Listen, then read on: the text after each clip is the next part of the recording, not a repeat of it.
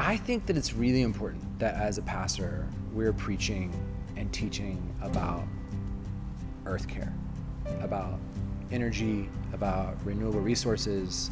It's difficult, right? Because in our pews, we have everybody from every spectrum of political standpoint. And so it's a line that we walk carefully. But I think when we put it in terms of, okay, let's look at what the sacred texts say about caring for each other, caring for the environment, caring for the world around us.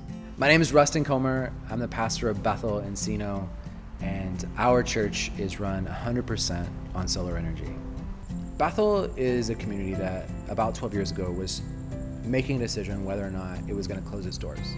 We were worshiping somewhere around 15 people, and people were tired, right? They had given up. They didn't have hope for what Bethel meant in the local Encino, Los Angeles community. And there were a couple of dreamers, people who said, wait a second, maybe God has us in this place at this time for a very specific reason. They crafted what they called the resurrection plan. Part of that resurrection plan was all about how do we become a sustainable community nested in our local neighborhood again. This represents the Dwayne Judish Memorial Courtyard. We chose when we built this space in honor of Dwayne to use environmentally friendly surfaces. But every piece of glue, every paint, every surface in here, there's no volatile organic chemicals, which means that our kids are safe and we're breathing good air. What does it mean for us to stop being afraid, to stop living in a scarcity mentality? So with that being part of the trajectory and thought pattern, and one of those people being Dr. Peter Hong. Dr. Peter Hong has been a surgeon, and his wife was an oncologist, and both of them really cared about the environment. They already had solar on their home. He was on our church council. We were always looking for ways to implement a deeper sense of sustainability for the earth. Unfortunately, about a year and a half ago, Peter's wife died of cancer. And as the family was thinking through her legacy, one of the things they said is, our mom cared about the earth. What would it look like for us to do something that would leave a mark on our local community in a way like none other? It says Bethel Encino ELCA's solar energy system is given by Dr. Peter Hong in loving memory of his wife, Dr. Gloria Hong. Which is a huge gift to a church of 130, right? It's revolutionary for us. Like, it set us on a whole different trajectory. We got our energy bill this week, and guess how much it cost us? $0. We had the first zero.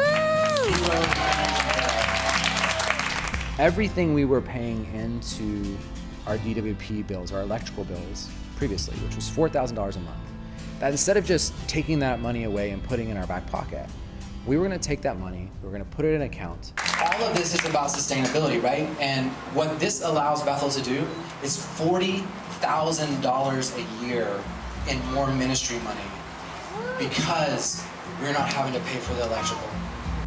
So over 25 years, we're going to save Bethel over like $1.4 million. Of that $1.4 million, half of it's going to sustainability projects, including clean water wells, including changing the environment in our local neighborhood. And the other 50% of that is going to direct hands out ministry, all those things that are very near and dear to the Los Angeles and Encino community.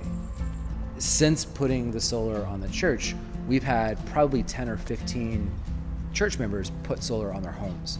I have solar power at home. It's an amazing freedom.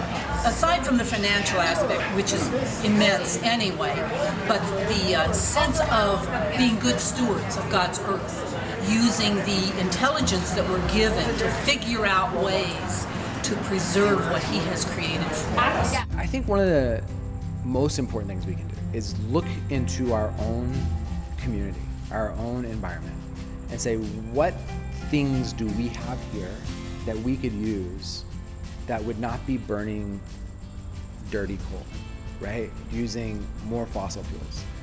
I just had a son.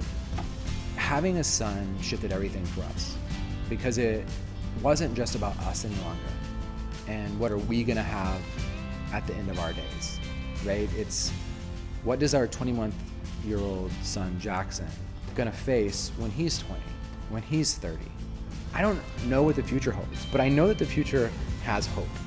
right? I know that if this community of 20 people can craft a plan that saves it from ruin and allows the church to grow to a very sustainable number over the last 10 years, that if we can do that here in Encino, that it can be done elsewhere.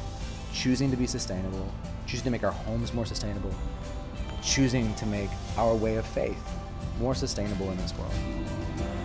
Help us be good stewards of the earth, good neighbors to all those with whom we share it, and bless us in all our efforts to live gently in your creation.